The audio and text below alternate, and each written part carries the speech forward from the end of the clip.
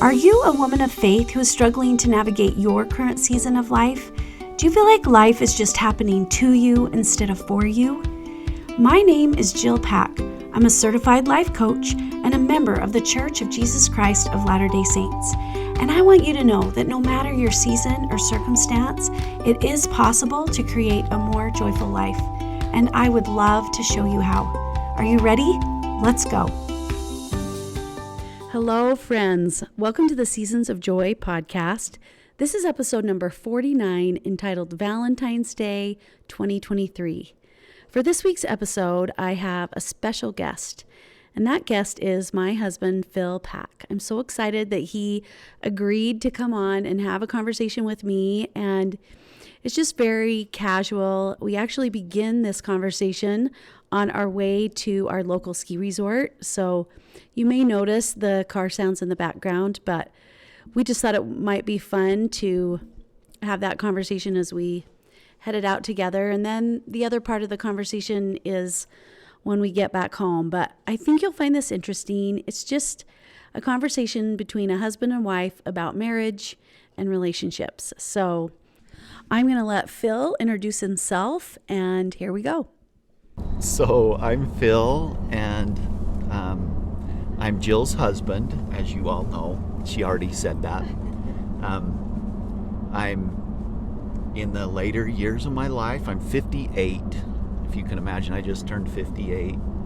And so we're trying to navigate being old a little bit in our relationship as we talk about that. But I grew up in Cache Valley, Utah, northern Utah, and Jill and I met at Utah State.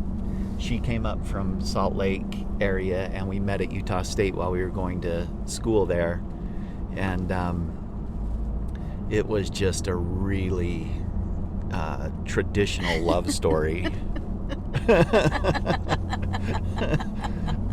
Very traditional love story where we dated on and off for a few years and had our ups and downs, and ended up getting married in 1991. And so it's going to be 32 years this year that we've been married, and it's been a good ride. We've traveled a little bit in our early marriage to different areas, and then resettled back in Cache Valley in 94, 95,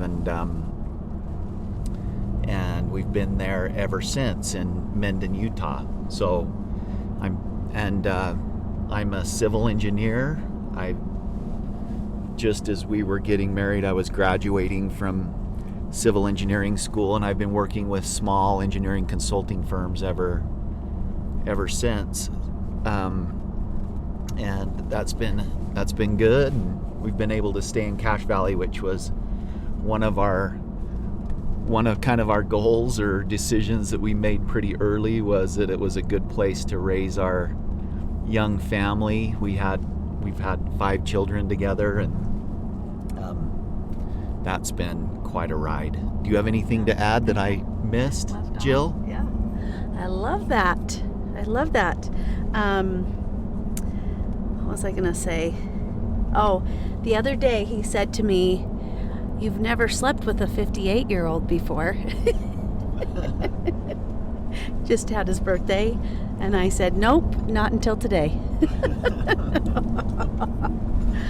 But yeah, it's been quite a ride. Like he said, we've been married almost 32 years, and we have had, it has been quite a ride raising our kids. And now we're at this season where all our kids have left home and are creating their own lives. And so I kind of wanted to focus on this season a little bit, and just kind of our perspective as far as this, the changing of season as we've come into this season without kids, and kind of the challenges that come with that, but also kind of the cool things that come along with that. And so one of the things we were talking about earlier is just that, like, what is one of the challenges that we have kind of seen as we've transitioned into this season. So I wanted you to maybe talk a little bit to that, what you were talking about earlier. Okay.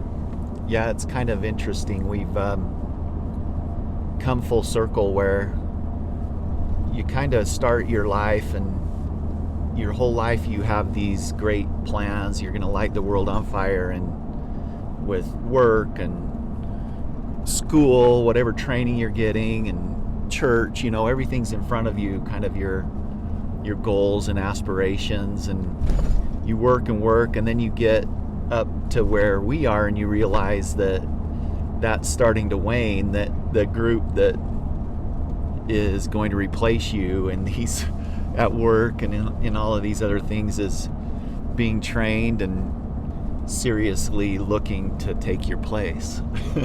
So it's been an interesting transition into realizing that what you have worked for, planned for, and battled for most of your life is sort of waning, and you have to reinvent yourself a little bit to try to figure out what the rest of your life's going to look like. And it's also interesting because you realize that the rest of your life could be long.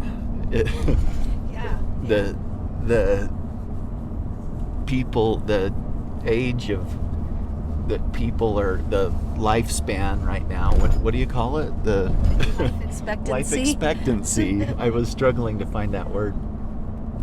Life expectancy is really getting longer and longer, and I think that I also heard a statistic that if when you consider life expectancy being the late 70s, that also factors in infant mortality, accidents when people are young, everything else. But if you live to 60, it's almost guaranteed that you're going to live until 90.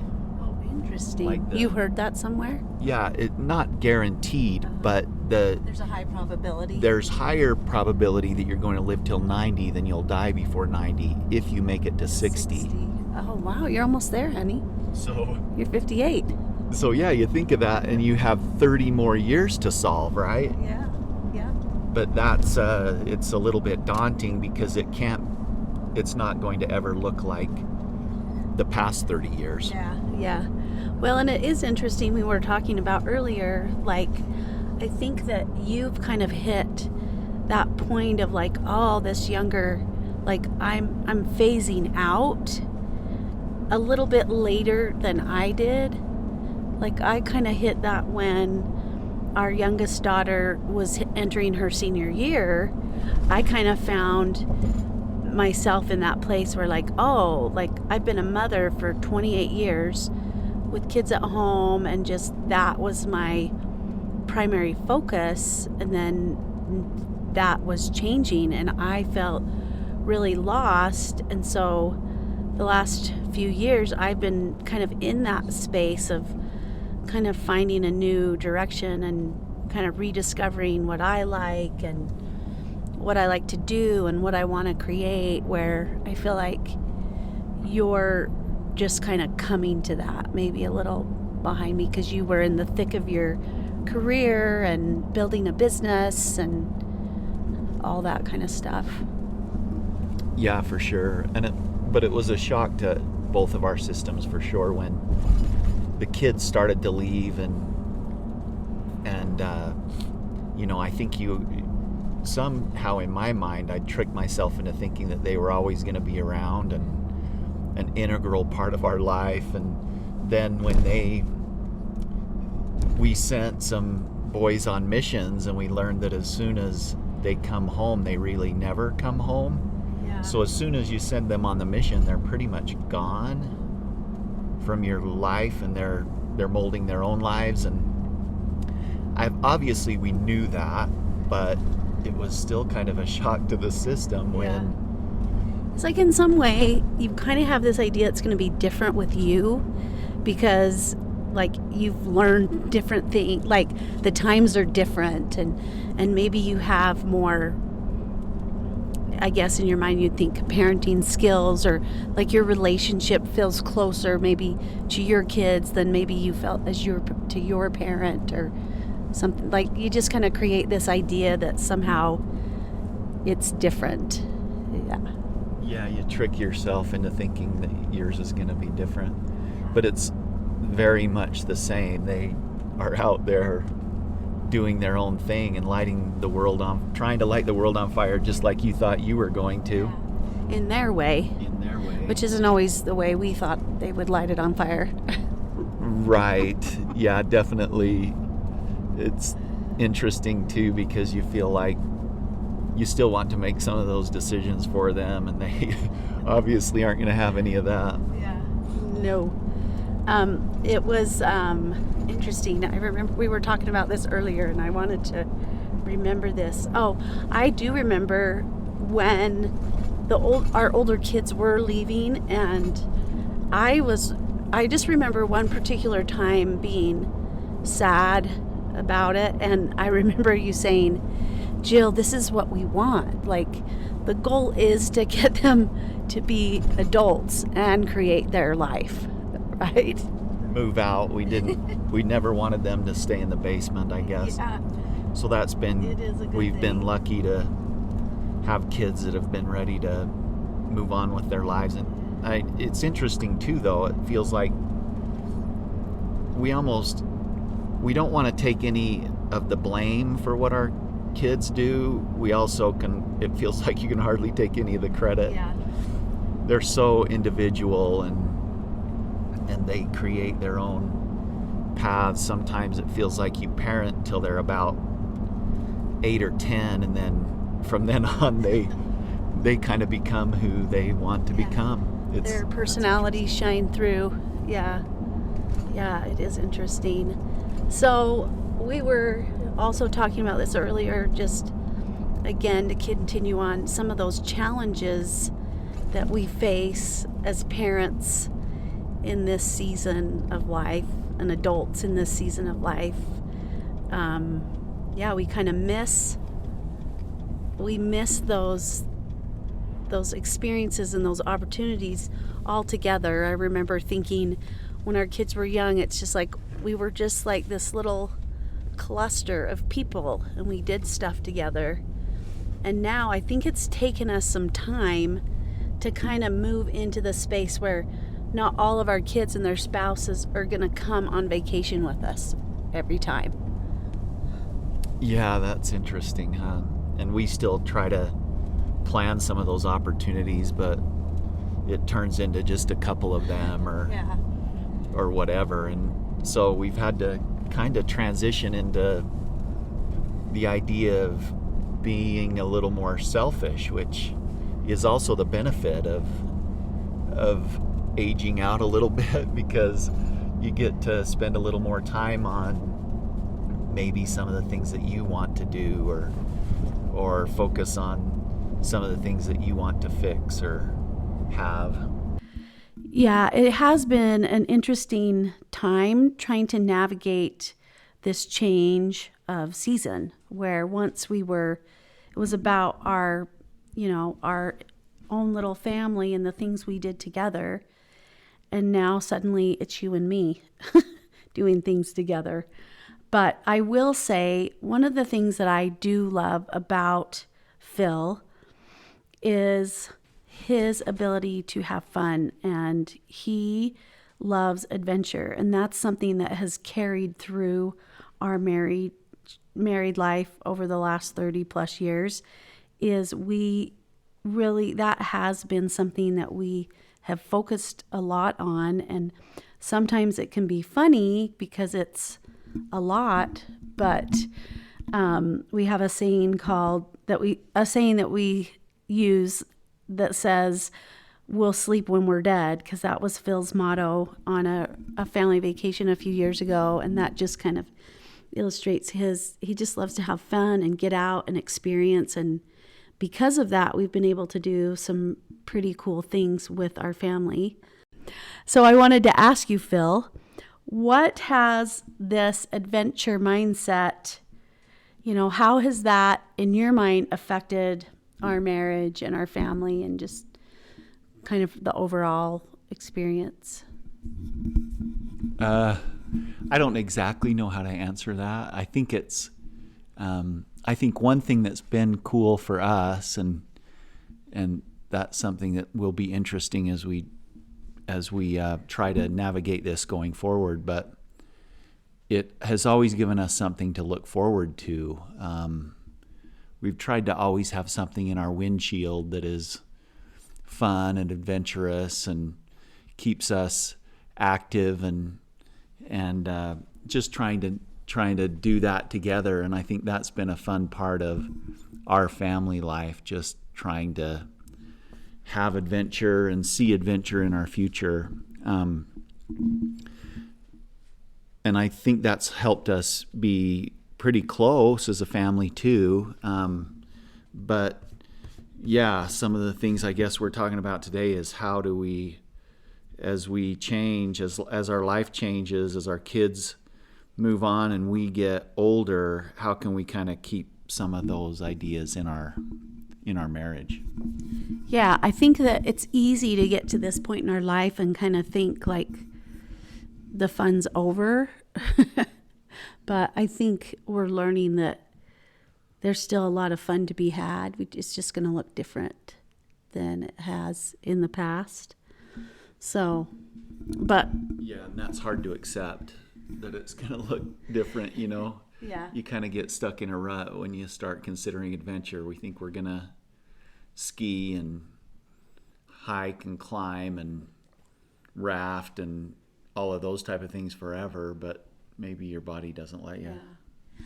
Well, and I think that's You good still to got to do them as long as you can, though. right. You got to do those things. Well, why not keep doing them as long as you can? But the thing is I think it's more just, it's maybe not even so much the activity, but the belief behind the activity. Because yeah, as you get older, your body's not going to be able to do the exact same things when you were 20 as when you were 20, but you can still have that mindset of, it can still be adventure. yeah, it's Yeah. still adventure.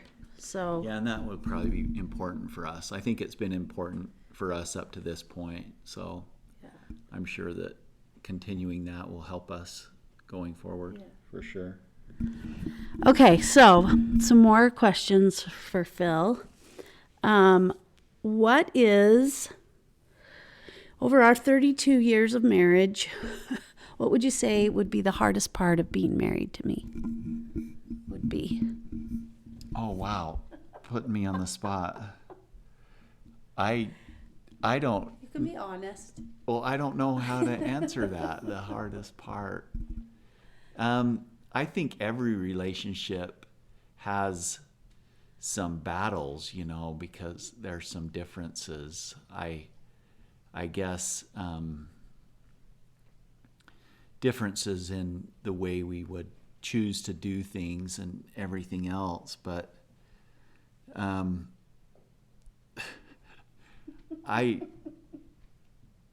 guess it's just, I think some of that is just what I'm finding is like gender differences too, like the way I think and the way Jill thinks. And maybe that's not all gender, maybe it's very specific to our own personalities, but sometimes we misunderstand each other a little bit. Maybe we overthink what the other person is thinking, and it's almost like some of the periods in our marriage that were the hardest is when we're each kind of staying back and not even having communication because we're so worried about what the other person's thinking, when in fact it probably was never that bad from the other person. When we do finally communicate it, we can solve things pretty quickly.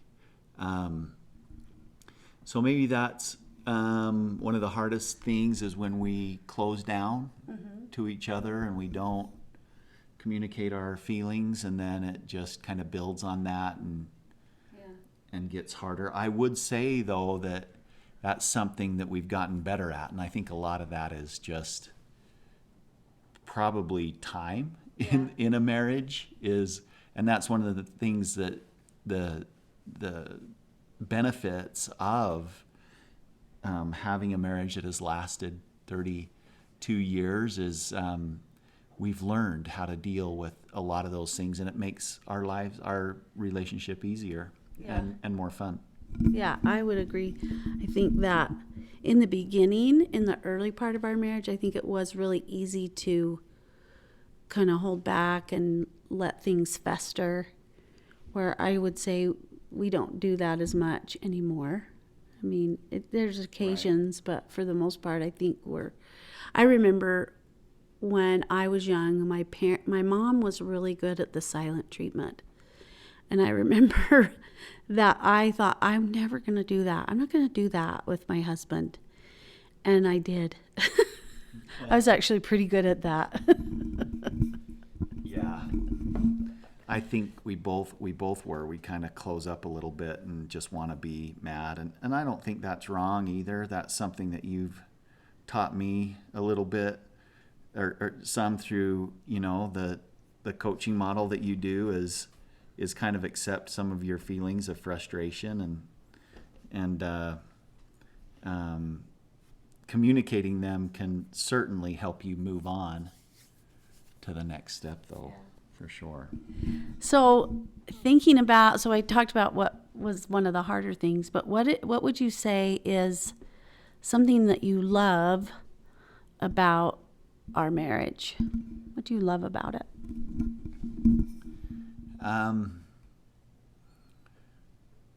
Well, I think that one of the things that we have enjoyed, we've already discussed a little bit, is our adventure mindset has kind of always been, she gives me way too much credit for that in our previous discussion, because Jill has always also been really fast to want to have fun and add variety to what we're doing in everything that we do, and whether it's just things together. And Jill has been so game to try new things or try things that are hard or anything else. And I think I've been a little bit like that, probably not to her extent, but I try things that are maybe a little out of my comfort zone too. And that has always kept things interesting and fun. So I think that's been a really positive thing in our marriage. We enjoy doing fun things together.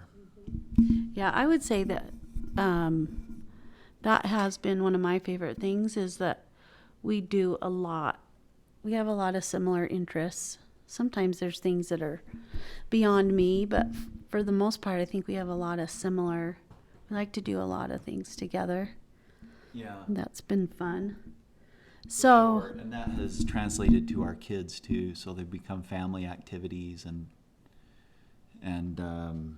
I think maybe that's a lot of variety. I think maybe that's a lot of why sometimes this season can be a little bit of a challenge, is because we did have those adventures together with our family, and then that dynamic has shifted. So it's definitely been kind of a learning curve to kind of just dive into creating different kind of adventures that are for us. Yeah, because they were so family focused before. Now we're trying to figure out how to have those adventures with just the two of us. And I'm guessing we will. We have a good track record of figuring that stuff out, but we don't know right now exactly how it will look. And that is one of my faults, I think, is I fly far too often by the seat of my pants. I don't have a lot of plans for the future. It's like 3 months out is about as far as I can go. Really think about the next set of things. Yeah. We'll see. We'll see. Okay, so let's see. I had another question. So when I want to kind of come back around to coaching, you touched on it for a minute. I am curious, like over the last 4+ years, what have you noticed from my decision to go? Like, what was your initial thoughts even about coaching? And then have you seen differences in our life because of coaching? How has it affected different parts of our life, would you say? I guess the first question was your decision to coach, to go to coaching.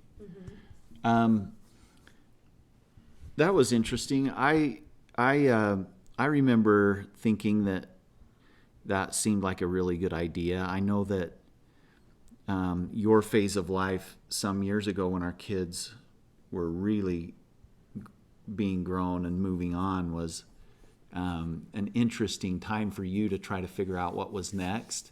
Me and my friends sometimes on the golf course joke about how once the kids leave the house, the only person that the wife has to parent is the husband.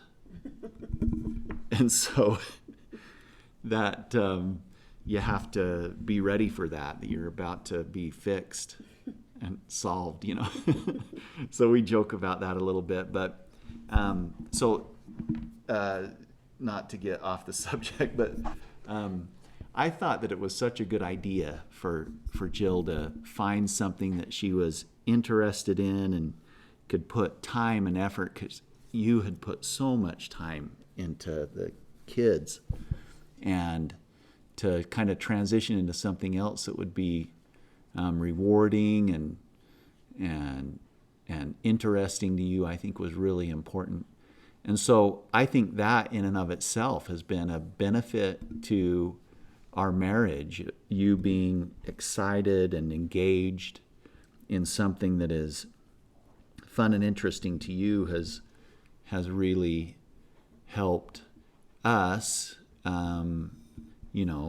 have a good time together too. And then I certainly believe that I've seen some positive results from what you teach in relationships spilling over, and you've taught me a lot about how to handle some of those situations too. So I always tell people, I think she might have become a coach mostly to just coach me. And that's been actually honestly helpful for me to learn some of those strategies and tools to help. So what has been your favorite Valentines? I don't know that I have one that stands out as a specific favorite, but I will say that the ones that I remember are when we would do something different than just stay home or even go out to dinner at home and then come back. If we've made the effort to go out of town, like we used to have some friends that we would try to plan a Valentine's Day trip with, and it wasn't ever very far, but we'd go stay somewhere and just have a good time together. And so those certainly stand out. So I think that, that goes back to some of the things that we were talking about before. I think if you add a little bit of adventure, even if it just looks a little bit different, it kind of can keep your marriage and Valentine's Day interesting. Something to do. I remember one time we went up and stayed at Sherwood Hills, the old Sherwood Hills in Sardine Canyon in northern Utah, which has since changed hands a few times, and now it's getting torn down. But it wasn't really very nice at all. It was kind of by then it was already starting to run down a little bit. But it was just fun, and it's 20 miles away from our house. It takes you, might even be less than that. But it was just fun to go up there and have a different adventure for Valentine's Day. What about you? Do you have a memory of a Valentine's Day that was... I would say I don't necessarily have a specific memory, but I would say I bet every Valentine's Day you've always gotten me flowers. I can't remember a Valentine's that you didn't. I think you've always given me flowers, a big bouquet. Cheesiest. The Costco. Easiest thing that a man can do is buy flowers that die. I know, but I love them. Okay, Jill, so I'm going to turn the tables on you for a minute. Since we're close to Valentine's Day, I'm curious, what is your favorite romantic comedy, or at least top 3 movie? Okay, I love Leap Year. That's a fun one. You don't know that one. I love How to Lose a Guy in 10 Days. That's pretty funny. Yeah. And I love Sleepless in Seattle. That's really good. And You've Got Mail. So top 4. Is Die Hard a Valentine's Day movie? No, they consider that a Christmas movie. Die Hard's my favorite Valentine's. That is not a Valentine's Day movie. How about The Fantastic Mr. Fox? That's my favorite love story movie, like marital relationship. Really good communication. And yeah, just it comes all back together. Foxy in the end is the hero. So that's my favorite rom-com. You are Mr. Foxy. Not really in the terms that might be used for Foxy. But. So as we kind of wind up our time together, how can you say that? How has our marriage helped you actually be the person you want to be? Like, how has marriage helped you be you? I think there are so many economies of scale in a marital relationship. I just think that we are so much better together than we are alone. And I just think about just about everything that I would see in my life as an accomplishment took 2 of us, and it took 2 of us with kind of a different way of doing things and a different mindset in some situations to really accomplish it as well as we did. In fact, even some of the things that I would see as individual pursuits were only accomplished well with the 2 of us together. And I think that's a really good life lesson, that there's a great economy of scale in a happy marriage that can benefit so much towards success. The one thing I was going to say is I think that I've noticed that I feel like as our relationship has become mature, if you will, we both have a really good sense of self. Like, I think, you have friends that you go do stuff with, you have interests you like, and I do the same. And I think that has helped us as we've matured, like kind of developing who we are and then coming together again. Like you said, it kind of actually helps the marriage be stronger, where you're just kind of sure of yourself, which allows you to be confident in your marriage relationship too. Yeah, I would agree with that. That's certainly a balance. That's something that I think we struggled with early in our marriage a little bit, was individual pursuits, and we had to learn to support each other maybe a little more in some of that. I don't know if that's the right word, because I've probably been the worst offender when it comes to individual pursuits. So maybe Jill maybe you wouldn't agree. No, I think I think it came easier for you to kind of still hang on to those individual things, where I think for me in the beginning, I did kind of let my identity and interests and stuff kind of slip a little bit, and I kind of identified as the roles I played, and I kind of lost sight of things I like to do. And so I think sometimes in the beginning, that's where some of the stressors would come, is because I felt like, you still got to be you, but I lost part of me. And so I didn't have the confidence. I didn't have the belief in myself.